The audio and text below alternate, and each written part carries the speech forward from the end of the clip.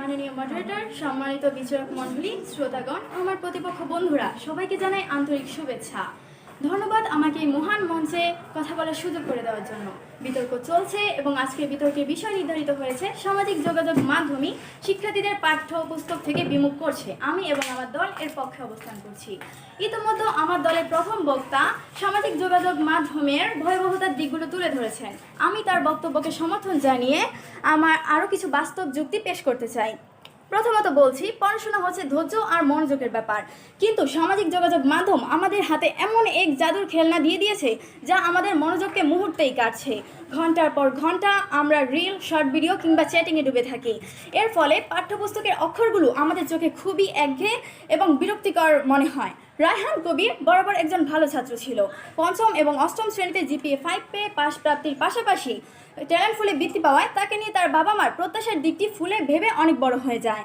কিন্তু একটা সময় সে রায়হানকে নিয়ে তার বাবা মার আকাশ ছোঁয়ার স্বপ্নটি দুঃস্বপ্নে পরিণত হয়।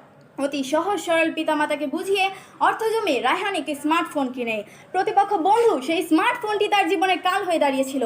পড়াশোনার টেবিলে সেই থেকে রায়হান ব্যস্ত থাকতো সামাজিক যোগাযোগ মাধ্যমকে নিয়ে। হঠাৎ এসএসসি পরীক্ষা চলে এলো।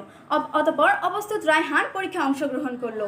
নির্ধারিত দিনে ফলাফল প্রকাশিত হলো, কিন্তু ফলাফল শুনে বাবা মার প্রায় অজ্ঞান হওয়ার মতো অবস্থা। তখন তারা বিষয়টি অনুধাবন করতে পেরেছিল ঠিকই, কিন্তু ততক্ষণে অনেক বড় ক্ষতি হয়ে যায় তাদের কোমলমতি সন্তানের ভবিষ্যতে। রাগে ক্ষোভে ছেলের হাত থেকে ফোনটি নিয়ে ছুঁড়ে ফেলে দেন বাবা। আর ঠিক তখনই রায়হানের জীবনে নেমে আসে ভয়ঙ্কর ক্ষতি। ফলাফল ভালো না হওয়ার কষ্ট ও অতি প্রিয় ফোন ভেঙে ফেলার ব্যথা নিয়ে এক দুঃস্বপ্নের পথে পাড়ি দেন রায়হান। হ্যাঁ, বিজ্ঞ বিচারক মণ্ডলী, আত্মহত্যার পথ বেছে নিয়েছিল রায়হান। আজকে এই পরিণতির জন্য আমরা কাকে দায়ী করব?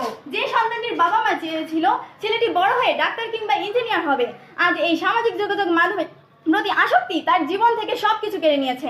আজ শুধু একজন রায়হান নয়, তার মতো লক্ষ লক্ষ তরুণ তরুণী এই সামাজিক যোগাযোগ মাধ্যমের আসক্তিতে পড়ে তাদের সুন্দর সোনালী ভবিষ্যৎকে নষ্ট করে দিচ্ছে। আজ সব সমস্যার মূলে রয়েছে সামাজিক যোগাযোগ মাধ্যম। কি আর বলবো শিক্ষার্থীদের কথা, যাদের কিনা জীবনের এখন প্রতিটি ক্ষেত্রে বরাদ্দ বিষয় হচ্ছে সামাজিক যোগাযোগ মাধ্যম এবং খুব কম গুরুত্ব বিষয় হচ্ছে পড়াশোনা। আজকে তাদের নেশা এবং পেশাই হচ্ছে সামাজিক যোগাযোগ মাধ্যম।